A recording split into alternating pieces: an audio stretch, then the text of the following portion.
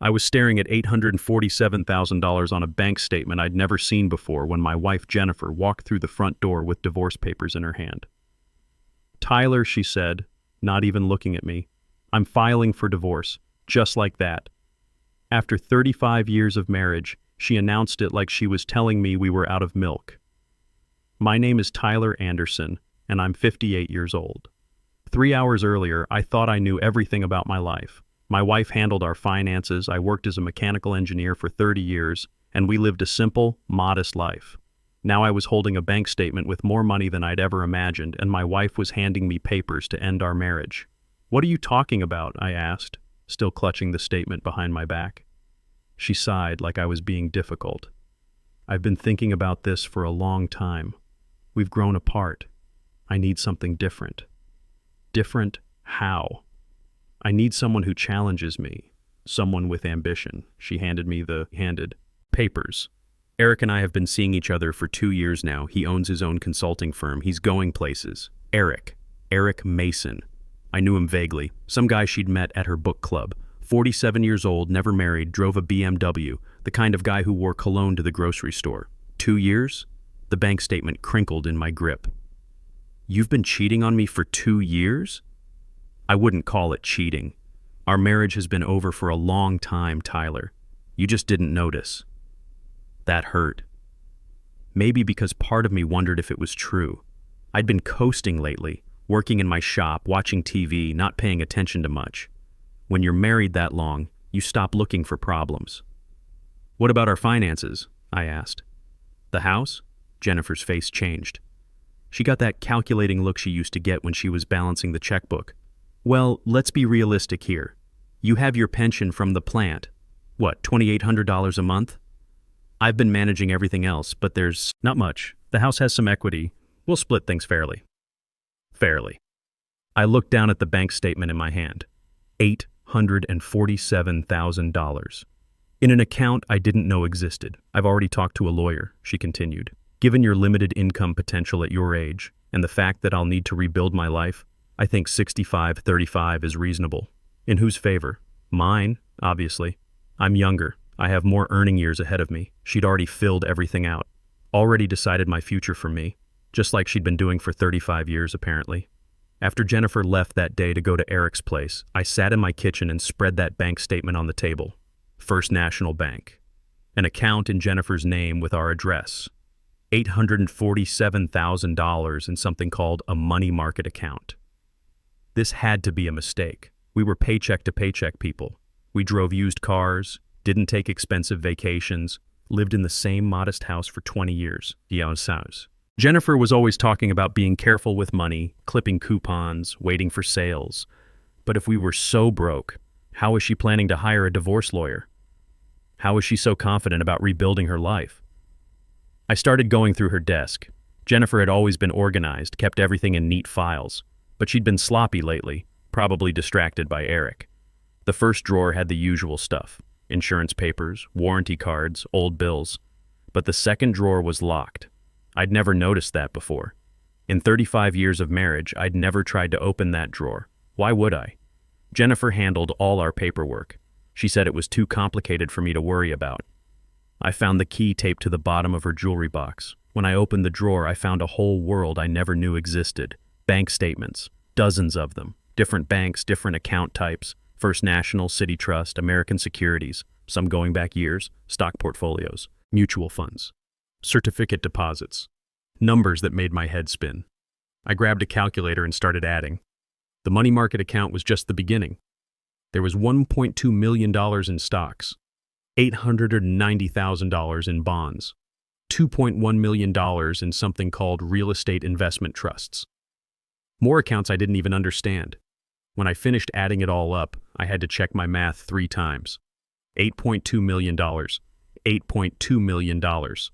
Where did this money come from? That's when I found the investment journal, a thick leather notebook filled with Jennifer's handwriting. The first entry was dated April 15, 1988, just a few years after we got married. T's paycheck, $2,847. Household expenses, $2,247. Investment, $600. She'd been skimming $600 from my paychecks and investing it for 35 years. I flipped through page after page of entries, stock purchases, sale records, reinvestment notes. She'd bought Apple when it was $12 a share, Microsoft at $25, Amazon at $18. The woman who clipped coupons for groceries had been building a fortune with my money. But that wasn't even the worst part. Scattered throughout the journal were other entries. Loan to Susan, $15,000. Gambling debts. Susan was Jennifer's sister. I remembered that. Jennifer said Susan needed help with some temporary difficulties about 8 years ago. Loan to Susan, $28,000.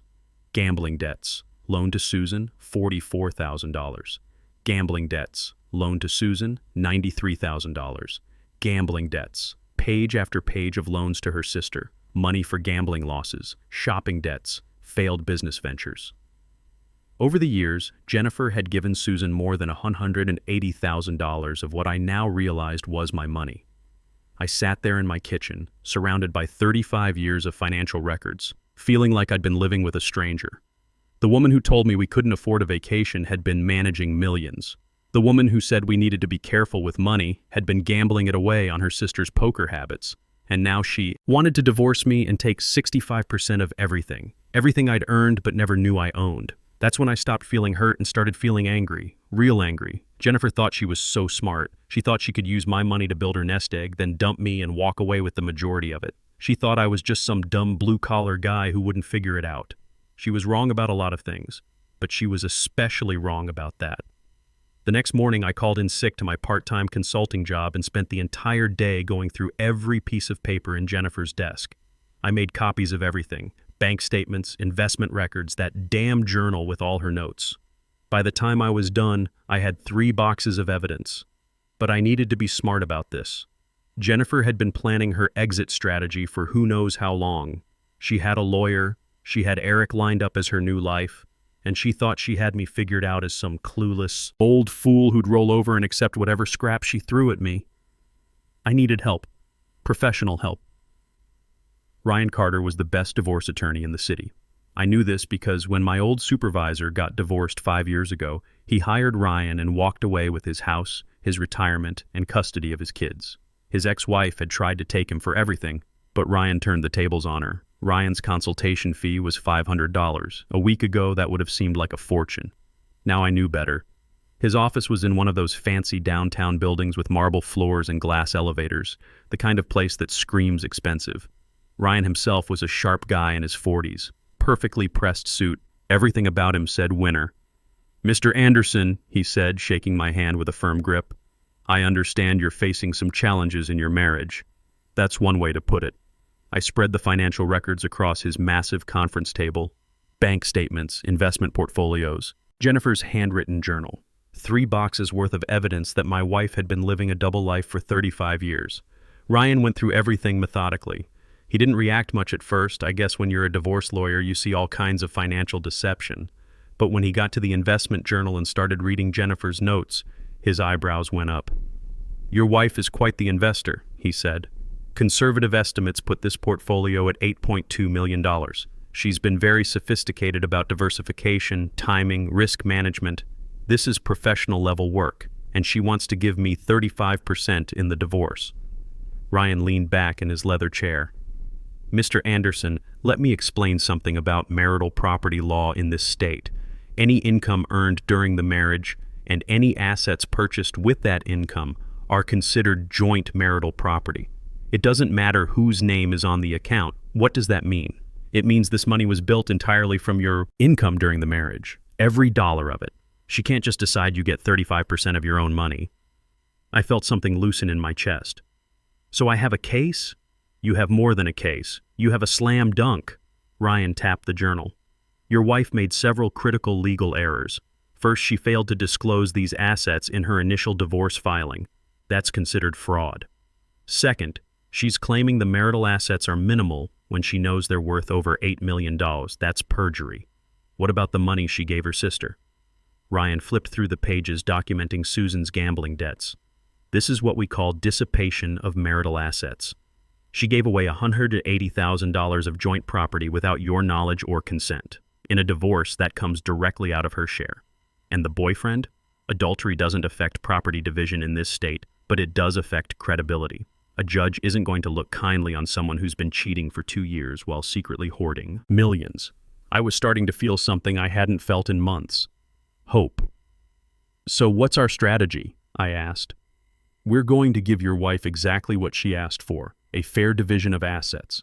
We're just going to make sure she understands what those assets actually are. Ryan explained how it would work. We'd file a motion for full financial discovery, forcing Jennifer to disclose all accounts and investments. We'd subpoena bank records going back 10 years. We'd have forensic accountants trace every dollar. The beauty of this, Ryan said, is that your wife documented everything herself. Her own handwriting is going to destroy her case. I left Ryan's office feeling like a different person. For 35 years, I'd trusted Jennifer to handle our finances while I focused on my work. I'd been the responsible husband, bringing home steady paychecks, never questioning where the money went. I thought that made me a good husband. Turns out it just made me a fool, but not anymore. When I got home, Jennifer was in the kitchen making dinner like nothing had changed. She'd moved back in temporarily while the divorce was pending. Apparently, Eric's place wasn't big enough for a long-term arrangement. "How was your day?" she asked, not looking up from chopping vegetables. "Educational," I said. "Oh? Did you start looking into apartments? Because we need to talk about the timeline for you moving out." I sat down at the kitchen table and watched my wife of 35 years. Really watched her. She moved with confidence, like someone who had everything under control, like someone who thought she'd already won. "Jennifer," I said, "I've been thinking about what you said yesterday, about being realistic." She looked over at me, probably thinking I was about to accept her terms. "I think you're right. We should split everything fairly. Down the middle. 50-50. She turned around completely now, knife still in her hand. "Tyler, I explained this already. Your earning potential is limited. You need to be practical about—" "I am being practical. I think 50-50 is more than fair, especially considering everything we've built together." "Everything we've built?" She laughed. "Tyler, we have maybe $400,000 in equity in this house and your pension. That's it. We're not exactly wealthy here." I stood up and walked to the drawer where she kept her financial records. The drawer I'd been afraid to open for 35 years. I pulled out one of the First National statements and placed it on the counter next to her cutting board. "Then what's this?" Jennifer went perfectly still. The color drained from her face so fast I thought she might faint. She stared at the bank statement like it was a live snake. "Where did you find that?" Her voice was barely a whisper. "In your desk. Along with about 3 dozen other statements you forgot to mention." She set down the knife with shaking hands. "Tyler, I can explain. I'm sure you can. You've been explaining things to me for 35 years. I pulled out another statement. $1.2 million in stocks. That's going to need some explaining too." "You don't understand?" "I understand plenty. I understand you've been stealing from our marriage for decades. I understand you've been gambling away our money on your sister's poker habits. I understand you think I'm too stupid to figure it out." Jennifer sank into a chair. For the first time since I'd known her, she looked scared. "What do you want, Tyler? What do I want?" I laughed, and it didn't sound like my own voice. "I want what you offered me yesterday. A fair split, 50-50. Of everything." She was quiet for a long time, staring at the bank statement. "We need to talk," she finally said. "No, Jennifer. We're way past talking. Now we let the lawyers handle it." The legal discovery process started 2 weeks later, and it was beautiful to watch. Ryan filed subpoenas for every bank Jennifer had ever used. We demanded 10 years of records from investment firms, credit card companies, even the casino where her sister Susan had racked up those gambling debts. Jennifer hired some cut-rate lawyer named Pete Hoffman from a strip mall office. Poor Pete probably thought he was getting a simple divorce case, split a house, divide a pension, maybe fight over who keeps the car. Instead, he walked into a financial hurricane. The first meeting was scheduled for a Friday morning at Ryan's office. Jennifer showed up looking like she hadn't slept in days. Her usual perfect appearance was gone. Wrinkled clothes, no makeup, hair pulled back in a messy ponytail. Pete looked nervous, clutching a thin folder while Ryan had 3 boxes of documents stacked next to his chair.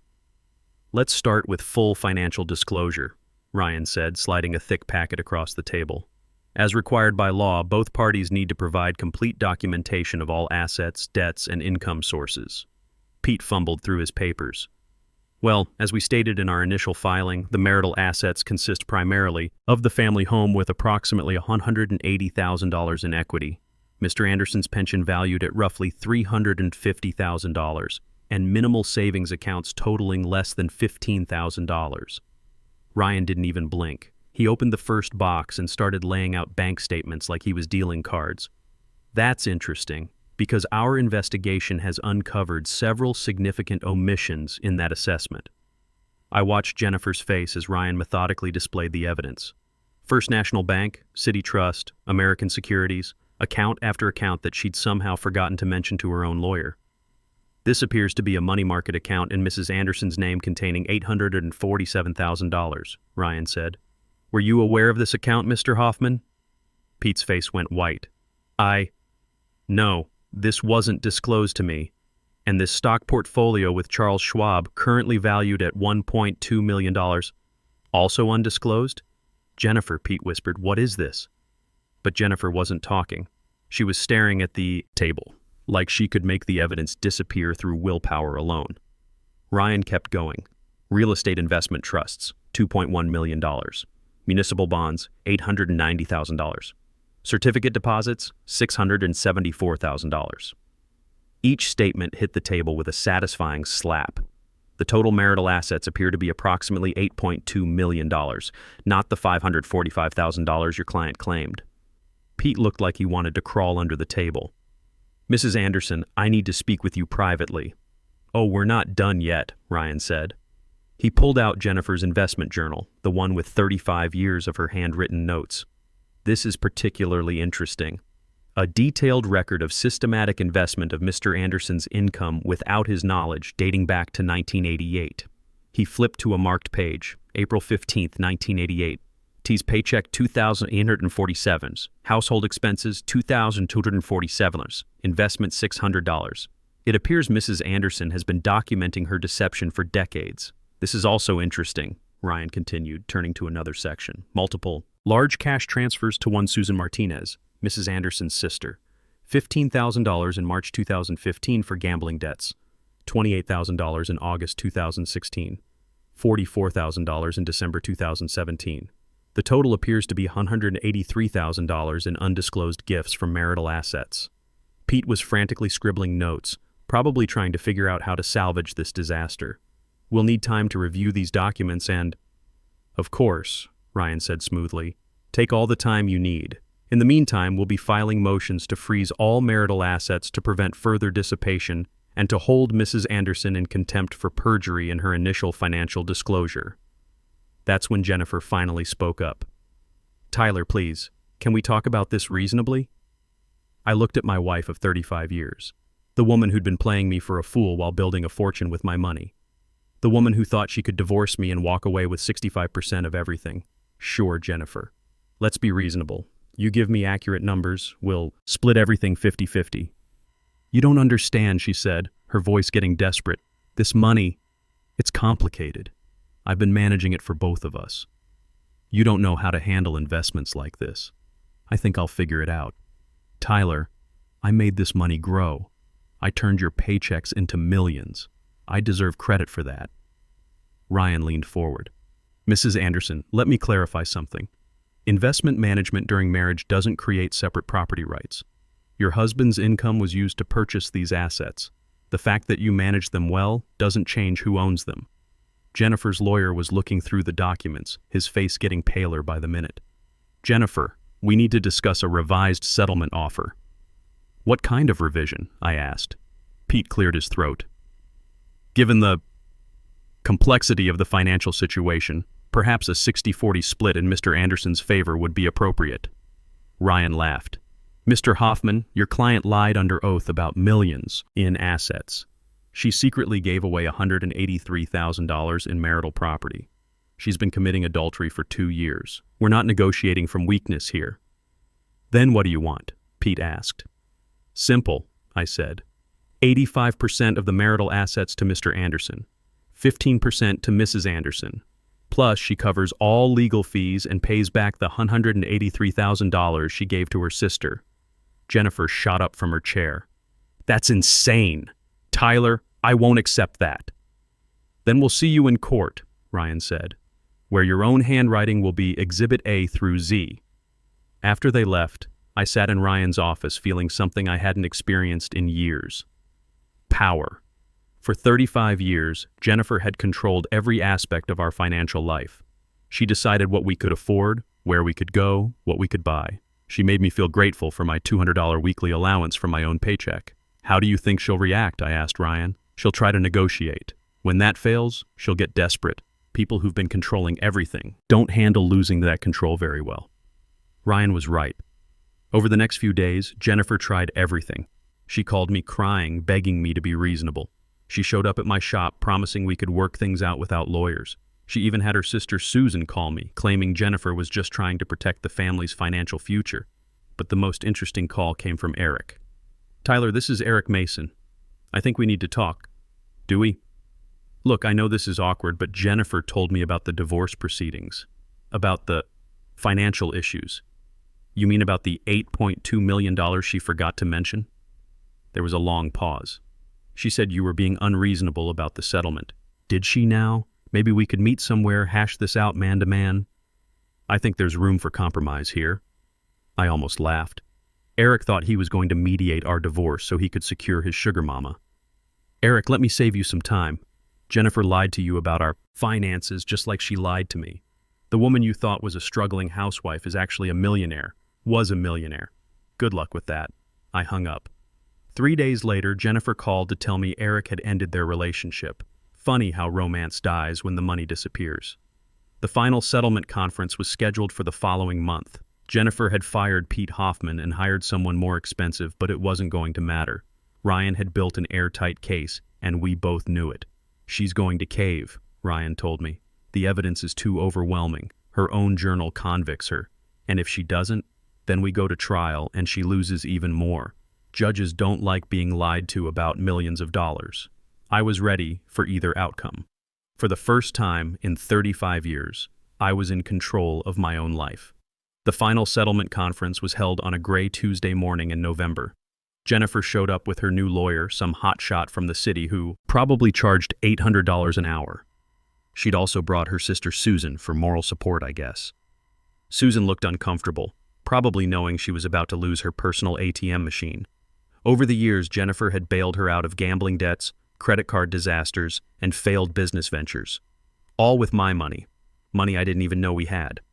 Jennifer's new lawyer, David Cross, came out swinging. My client built this investment portfolio through skillful management and personal sacrifice. She deserves significant credit for turning modest savings into substantial wealth. Ryan didn't even look up from his notes. Your client systematically deceived her husband about their financial situation for 35 years while secretly diverting his income into investments he knew nothing about.